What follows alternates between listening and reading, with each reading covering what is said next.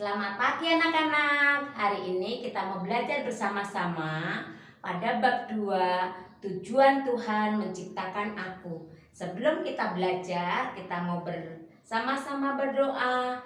Kita awali dengan pujian, siapa bikin bunga? Siapa bikin bunga? Tentunya bukan saya.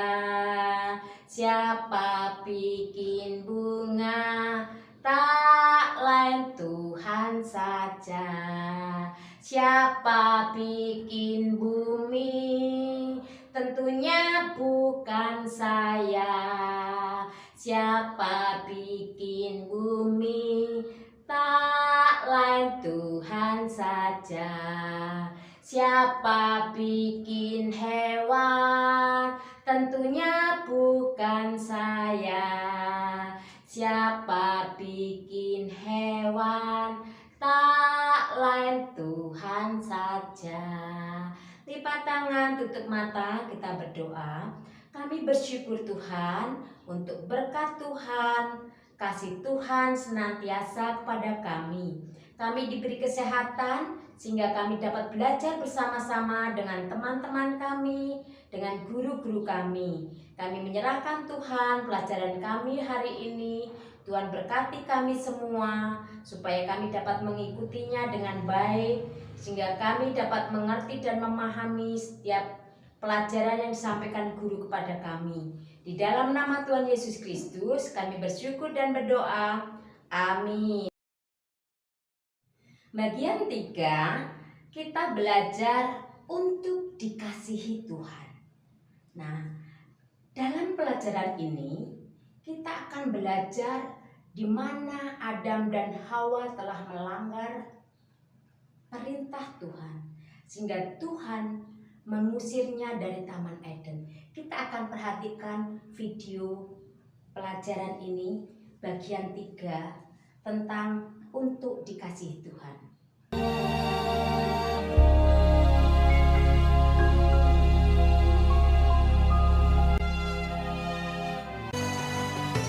Tuhan Allah mengambil manusia itu dan menempatkannya dalam Taman Eden untuk mengusahakan dan memelihara taman itu. Lalu Tuhan Allah memberi perintah ini kepada manusia. Semua pohon dalam taman ini boleh kau makan buahnya dengan bebas. Tetapi pohon pengetahuan tentang yang baik dan yang jahat itu, janganlah kau makan buahnya, sebab pada hari engkau memakannya, pastilah engkau mati. Adapun ular ialah yang paling cerdik dari segala binatang di darat yang dijadikan oleh Tuhan Allah. Ular itu berkata kepada perempuan itu, "Sekali-kali kamu tidak akan mati. Matamu akan terbuka dan kamu akan menjadi seperti Allah, tahu yang baik dan yang jahat." perempuan itu melihat bahwa buah pohon itu baik untuk dimakan dan sedap kelihatannya. Lalu ia mengambil dari buahnya dan dimakannya dan diberikannya juga kepada suaminya yang bersama-sama dengan dia. Dan suaminya pun memakannya. Maka terbukalah mata mereka berdua. Lalu mereka menyemat daun pohon ara dan membuat cawat. Ketika mereka mendengar bunyi langkah Tuhan Allah yang berjalan-jalan dalam taman itu, bersembunyilah manusia dan istrinya itu terhadap Tuhan Allah di antara pohon-pohonan dalam taman. Tetapi Tuhan Allah memanggil manusia itu. Ia menjawab, "Ketika aku mendengar bahwa engkau ada dalam taman ini, aku menjadi takut. Sebab itu, aku bersembunyi. Apakah engkau makan dari buah pohon yang kularang engkau makan itu? Manusia itu menjawab, Perempuan yang kau tempatkan di sisiku, dialah yang memberi dari buah pohon itu kepadaku. Maka ku makan. jawab perempuan itu, Ular itu yang memberdayakan aku, maka ku makan. dan Tuhan Allah membuat pakaian dari kulit binatang untuk manusia dan untuk istrinya itu, lalu mengenakannya kepada mereka. Berfirmanlah Tuhan Allah kepada ular itu, Terkutuklah engkau di antara segala binatang hutan. Dengan perutmu lah engkau akan menjalar, dan debu tanahlah akan kau makan seumur hidupmu. firman-Nya kepada perempuan itu, Susah payahmu waktu mengandung akan kubuat sangat banyak. Dengan kesakitan engkau akan melahirkan anakmu. firman-Nya kepada manusia itu, Dengan bersusah payah engkau akan mencari rezekimu dari tanah seumur hidupmu. Ia menghalau manusia itu. Lalu Tuhan Allah mengusir dia dari Taman Eden, supaya ia mengusahakan tanah dari mana ia diambil. Dari video tadi, kita dapat belajar mengapa Tuhan mengusir Adam dan Hawa dari Taman Eden. Karena ketidaktaatannya Adam dan Hawa kepada Tuhan. Dia tidak taat pada perintah Tuhan dan melanggar setiap perintah Tuhan, sehingga dia tidak bisa tinggal di Taman Eden lagi. Dan Tuhan tidak mau membiarkan manusia seperti itu semua. Maka Tuhan mengasihi manusia dan semua ciptaannya. Nah, setiap manusia dilahirkan dan terlahir dengan keberdosaannya, atau setiap manusia yang lahir di bumi ini memiliki dosa atau manusia berdosa, karena tidak seorang pun hidupnya sempurna dan tidak memiliki kesempurnaan. Hanya Tuhan Yesus yang memiliki kesempurnaan. Nah, tetapi Alkitab mengajarkan kepada kita semua agar kita, setiap manusia, memiliki hidup yang kekal sekalipun kita berdosa. Seperti ada di dalam Yohanes 3 ayat yang ke-16, ya, ayat yang ke-16 yang bunyinya seperti ini.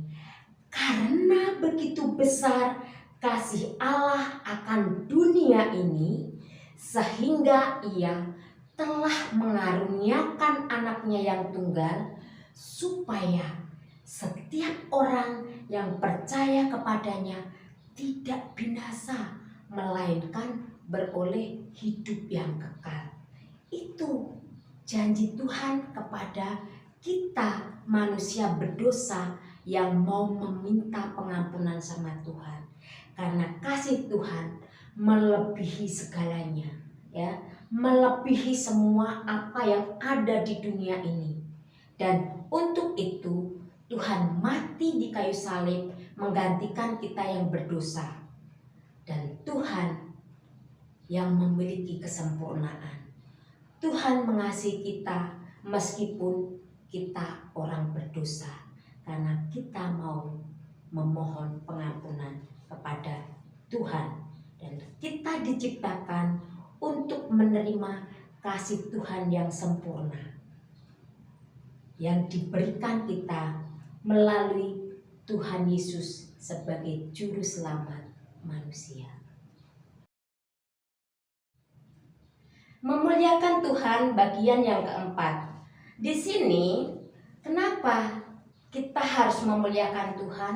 Karena kita diciptakan Tuhan dengan tujuan untuk memuliakan namanya. Nah, di sini ada cerita tentang seorang ibu.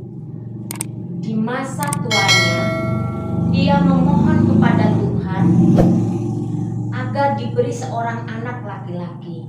Dia setiap hari pergi ke bait Allah untuk berdoa supaya Tuhan mendengar dan mengabulkan setiap doa-doanya. Ketika Tuhan menjawab doanya, Hana memuji Tuhan. Dia bersorak-sorai, dia berdoa memohon kepada Tuhan apa yang sudah Tuhan jawab dari doa-doanya, yaitu dia diberi bayi di dalam kandungannya, diberi anak di dalam kandungannya, sehingga Ibu Hana melahirkan seorang anak laki-laki yang diberi nama Samuel.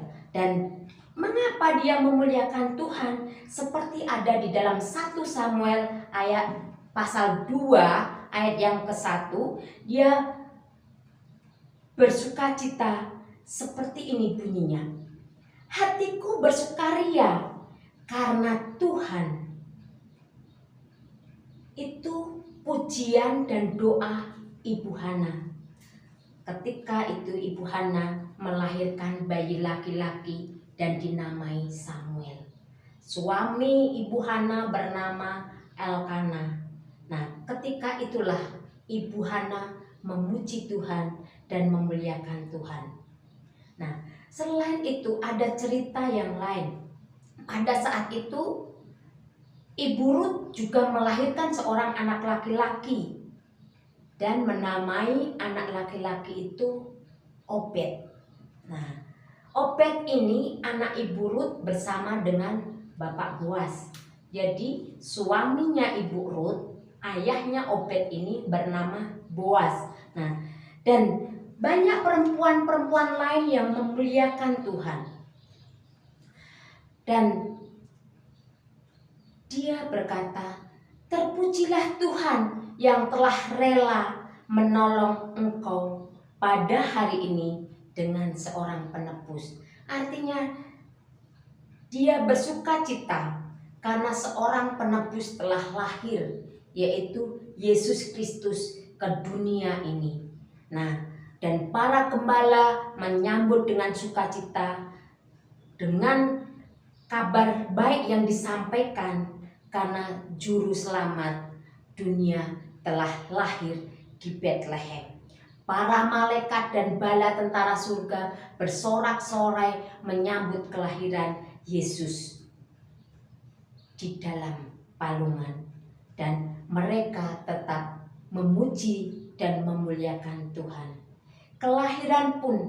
Kelahiran Yesus membawa sukacita bagi Ibu Maria dan Bapak Yusuf, dan mereka mengasihi, merawatnya hingga tumbuh dewasa, dan mereka merasa bahagia karena Sang Juru Selamat telah lahir. Karena Tuhan menghadirkan kita menjadi sukacita, ya. Kita memiliki sukacita karena Tuhan, dan kita hendak memuliakan Tuhan seumur hidup kita. Dan itulah mengapa kita harus memuliakan Tuhan, karena Tuhan menciptakan kita dengan tujuan untuk memuliakan Tuhan, memuliakan nama Tuhan. Kita akan mengakhiri pelajaran kita. Kita akan berdoa, lipat tangan, tutup mata, kita berdoa bersama-sama. Bapa yang di surga, kami datang dan mengucap syukur untuk kasih dan kemurahan-Mu. Kami mengucap syukur Tuhan, karena Engkau menciptakan kami untuk tujuan supaya kami dapat memuliakan nama-Mu, dapat menyenangkan hati-Mu. Kami menyerahkan Tuhan, karena kelahiran-Mu ke dunia ini membuat kami agar kami memiliki sukacita yang besar. Dan kami menyerahkan Tuhan, karena kelahiran-Mu, kematian-Mu menebus setiap dosa-dosa kami. Di dalam nama Yesus kami bersyukur dan berdoa. Amin.